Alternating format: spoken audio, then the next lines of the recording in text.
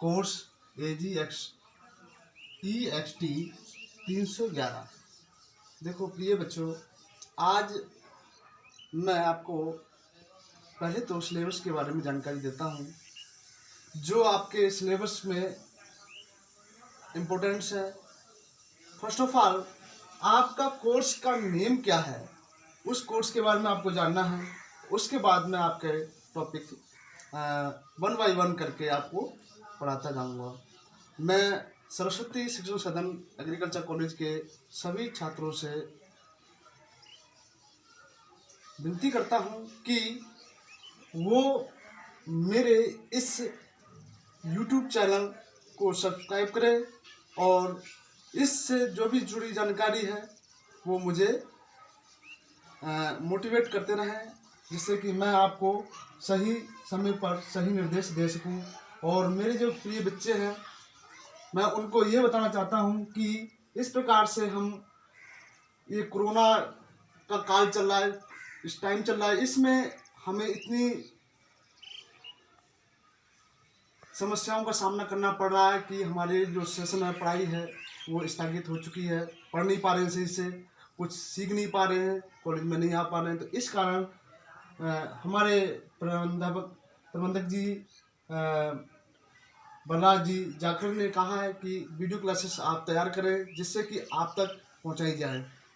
तो बच्चों ये देखो, आपका कोर्स है AGEXT 311, जिसमें थर्ड ईयर के बच्चे जो फिफ्थ सेमेस्टर में आए हैं, उनका ये कोर्स इसमें लगा है। तो इस कोर्स में आप देखें कि इस कोर्स का नाम है entrepreneurship development and business communication.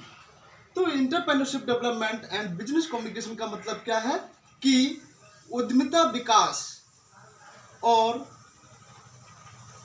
Business में संचार का क्या महत्व है।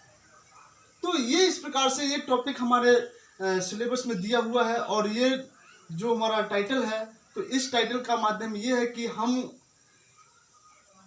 अपने स्वयं स्तर पर बिजनेस किस प्रकार से कर सकते हैं और लोगों को कैसे जागरूक कर सकते हैं। तो ये जो हमारा एंटरप्रेन्योरशिप का ये टॉपिक है, तो आपको इस टॉपिक में अब हमारा जो थ्योरी का टॉपिक है, जो सिलेबस है, उस सिलेबस में हमारा सबसे पहले क्या है, concept of entrepreneurship. Concept of entrepreneurship का मतलब कि उद्यमिता की व्याख्या या उद्यमी की व्याख्या। तो उद्यमी कौन व्यक्ति हैं जिसे हम उद्यमी कहते हैं, तो उनकी व्याख्या हम कर सकते हैं।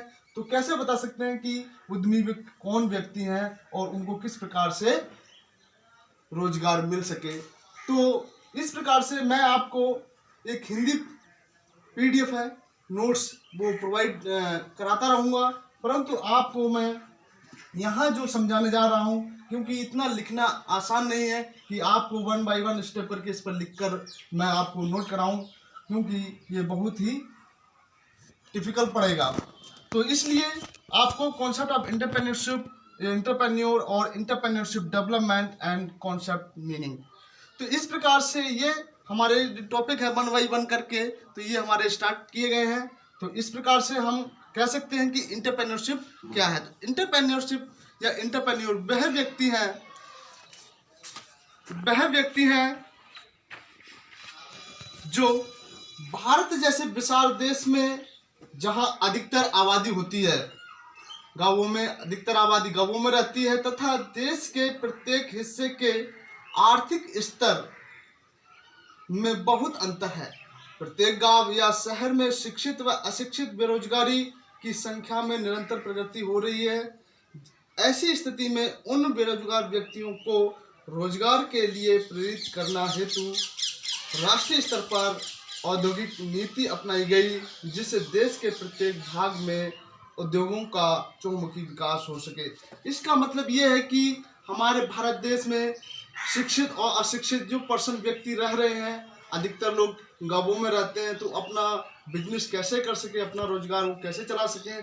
तो इसलिए ये हमारा कॉन्सेप्ट ये कह रहा है कि हम अपने जितने भी बाहर रहने वाले व्यक्ति हैं, या अनपढ़ हों या पढ़े लिखे हों, तो उनको कैसे रोजगार मिल सके, उसके बारे में वो बता सके। तो ये क्या है कि अगर हमारे देश में उन व्यक्तियों का रोजगार बढ़ सके, और जो व्यक्ति अपने घर पर रहकर सेल्फ मतलब स्वयं स्वरोजगार उत्पन्न कर सकें। जैसे मान लीजिए कि हम एग्रीकल्चर के स्टूडेंट हैं, तो हम क्या कह सकते हैं कि हम लोगों को जागरूक कर सकते हैं कि आप ग्रीन हाउस लगाकर ऑफ सीजनल क्रॉप ग्रो करें, जिससे कि आप अपना व्यवसाय खुद चला सकें, अपना घर, अपने बच्चों का पालन पोषण कैसे कर सकेंगे। तो इस प्रकार से ये हमारा कॉन्सेप्ट एंटरप्रेन्योरशिप है, जिसमें कि उद्यमीकरण किसी भी देश की औद्योगिक, आर्थिक तथा सामाजिक प्रगति का आधार है। इस शब्द का प्रयोग सर्वप्रथम 14वीं शताब्दी के उन लोगों द्वारा किया गया जो कर इकट्ठा करने का लाइसेंस लेने के लिए सरकार को एक नियमित पूंजी अदा करते थे, इससे होने वाले लाभ को वह अपने पास रखते थे। जैसे कि मान लीजिए कि टोबैको की खेती, जो हमारे कहते तंबाकू की खेती या अफीम की खेती, तो जिसमें क्या हम सरकार से लाइसेंस लेते हैं। लाइसेंस लेने के बाद उससे हम उनको खेती करने के बाद जो हमारा मोटिव होता है कि हम कितना उनको प्रोडक्शन करके दें या उत्पाद करके दें, जिससे कि उनकी भी भरपूर हो सके और उससे हमें भी कोई फायदा हो सके। तो ये सरकार हम लाइसेंस देती है, उस पर हम क्या करते हैं कि आप अपना बिजनेस करते हैं। इस प्रकार से हमारे लिए सरकार जो भी है, भारत सरकार के द्वारा और राज्य सरकार के द्वारा सब कुछ हमें सुविधाएं दी जा रही हैं, जिसमें कि हम अपना छोटा इंटरप्राइजेज या बिजनेस को आगे बढ़ा सकें। जैसे मान लीजिए कृषि विभाग के जितने भी अधिकारी हैं, उन्होंने भी सभी किसान भाइयों के लिए बहुत कुछ करने की कोशिश कर रहे हैं, जिसमें उनके लिए नई नई वैरायटियाँ, नए नए प्रोडक्ट लॉन्च किए हैं, जिससे कि वो अच्छा उत्पादन ले सकें और अपने बिजनेस को संभव बना सकें। देखो, हमारे देश में उद्यमिता को विकास करने के लिए बहुत कुछ पहलू दिए गए हुए हैं, तो जिसमें कि उद्यमिता मनुष्य में जन्म से उपलब्ध शक्ति है। तो क्या है ये उद्यमिता? कैसी है कि हमारे जन्म से उपलब्ध शक्ति है, जिसमें हम अपने व्यवसाय को सामर्थ्य, संभावना की अभिव्यक्ति, प्रकटीकरण कर सके और उसको उजागर कर सकें, जिससे हम अपने आप को एक सक्षम व्यक्ति बना सकें। मान लीजिए कोई भी हम खेती करते हैं, तो उसमें हमारा किस प्रकार से लोगों को हम लगे कि हाँ भाई, इस किसान ने इतना प्रोडक्शन करने के बाद और इसने कितनी ऊंचाइयों तक पहुंच रहा है, तो कारण क्या हो सकता है। तो इस प्रकार से ये हमारे जन्म से ही शक्ति उत्पन्न होती है कि हम क्या कर सकते हैं, हमारे अंदर क्या क्वालिटी है, किस प्रकार से हम अपने बिजनेस को बढ़ा सकते हैं।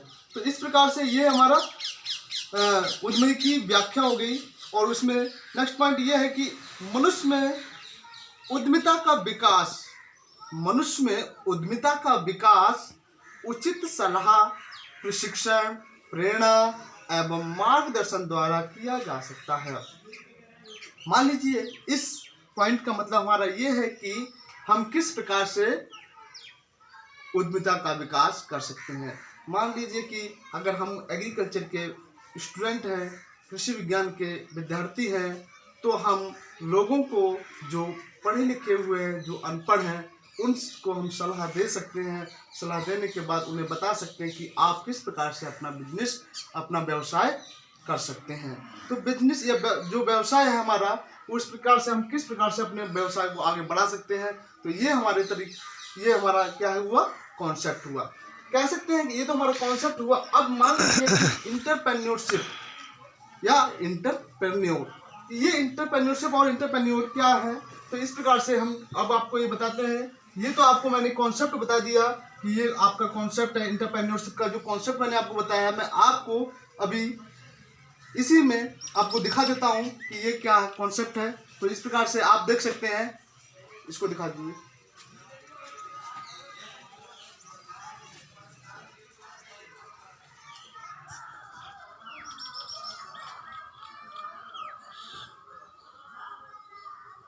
वन बाय वन करके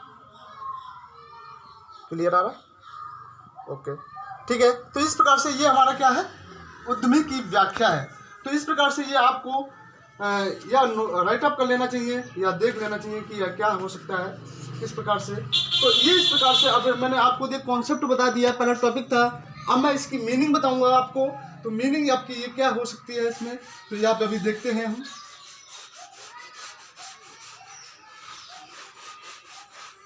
मीनिंग में हम देखते हैं कि ये इंटरप्रेन्योर किस शब्द से लिया गया है। तो कह सकते हैं मीनिंग ऑफ इंटरप्रेन्योर। तो इंटरप्रेन्योर हम लिखते हैं पहले, इंटरप्रेन्योर,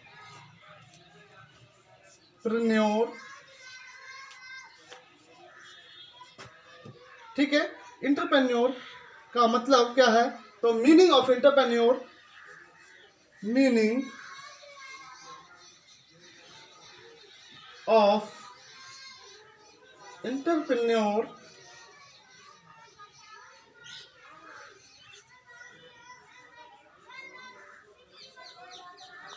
तो इंटरप्रेन्योर का अर्थ क्या है, तो इंटरप्रेन्योर का अर्थ है,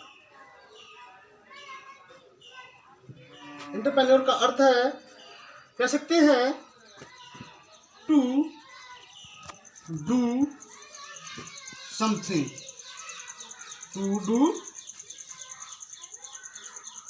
समथिंग, कुछ करना, ठीक है। तो डू समथिंग, ये वर्ड किस से लिया गया है, तो ये हमारा वर्ड है, ये वर्ड लिया गया है फ्रेंच वर्ड। किससे लिया गया है, फ्रेंच वर्ड, ठीक है बच्चों।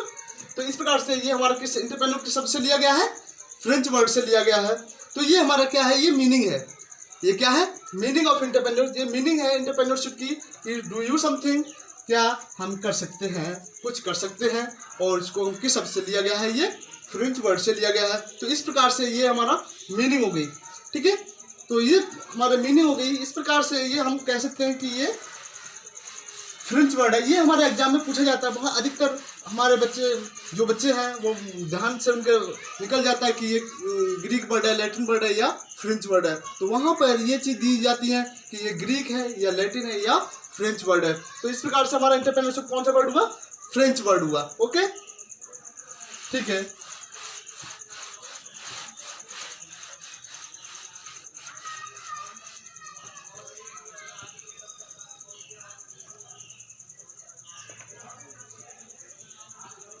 देखो, according to Richard Cantillon, according to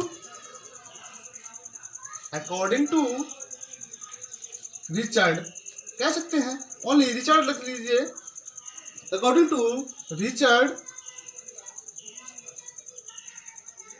and Richard, according to Richard only, ठीक है। तो इन्होंने क्या कहा था 1755 में, 1755 मतलब कि 1755, ठीक है। इन्होंने क्या कहा था, एक नई योजना बनाने की क्षमता को इंटरप्रेन्योर कहते हैं। क्या कहते हैं कि एक नई योजना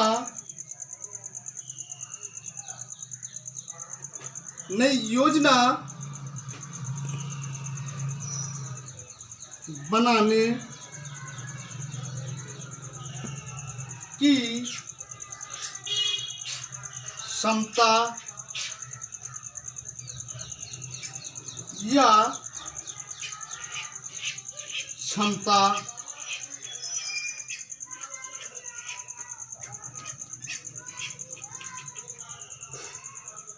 क्षमता को उद्यमी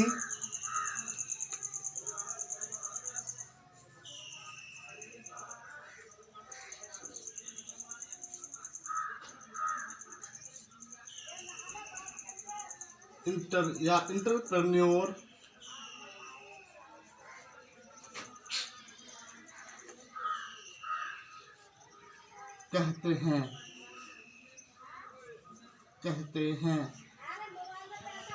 कहते हैं।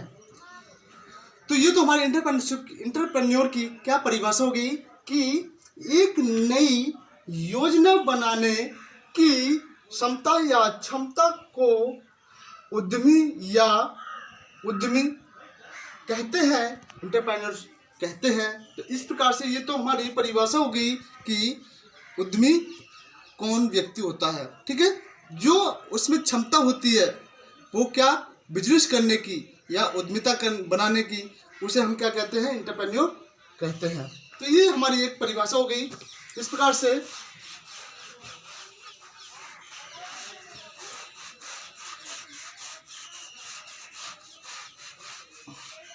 अब मैं ये आपको मिटा देता हूँ यहाँ पे सारा कुछ।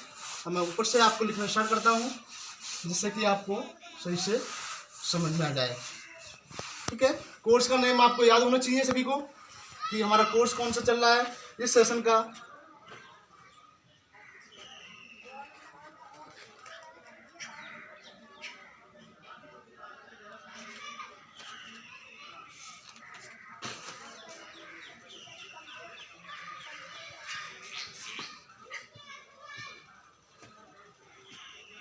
Definition of entrepreneurship.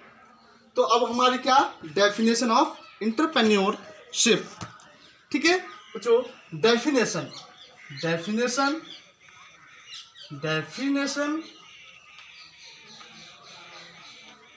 Of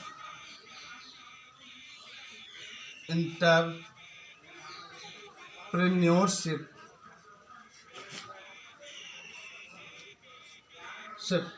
Hindi में क्या कह सकते हैं इसको हम, उद्यमिता की परिभाषाएं। उद्यमिता की परिभाषा, ठीक है बच्चों। तो उद्यमिता की परिभाषा, अब हम उद्यमिता की परिभाषा आपको बताते हैं कि रॉबर्ट के लैब के अनुसार कौन सी परिभाषा है, तो आपको मैं अभी दिखा देता हूं। रॉबर्ट लैब के अनुसार कौन सी परिभाषा है, तो आप देखिएगा बच्चों, मैं आपको सर इधर है, तो ये आपको यहाँ से सर लेके चलना है, मैं आप बच्चों को समझाना चाहता हूँ। तो इसमें रॉबर्ट के लैब के अनुसार उद्यमीकरण सामाजिक निर्णय लेने का वह रूप है जो आर्थिक नवीकरण करने वालों के द्वारा की जाती है। तो कह सकते हैं कि रॉबर्ट ने कहा कि उद्यमीकरण सामाजिक निर्णय लेने का वह रूप है जो आर्थिक नवीकरण करने वालों के द्वारा की जाती है। तो ठीक है बच्चों, तो ये इस प्रकार रॉबर्ट ने कहा कि उद्यमीकरण, तो उद्यमीकरण क्या है, ये उद्यमिता जो है हमारा, तो इसमें सामाजिक निर्णय लेने का वह रूप है जिसमें जो आर्थिक नवीकरण करने वालों के द्वारा की जाती है। तो इसमें देख लीजिएगा कि हमारे जो वैज्ञानिक है उन्होंने कहा कि इस प्रकार से हम कर सकते हैं, ठीक है। तो ये हमारा सेकंड जो हमारा साइंटिस्ट है, उन साइंटिस्ट ने क्या कहा, तो दूसरा साइंटिस्ट हमारा ये है कि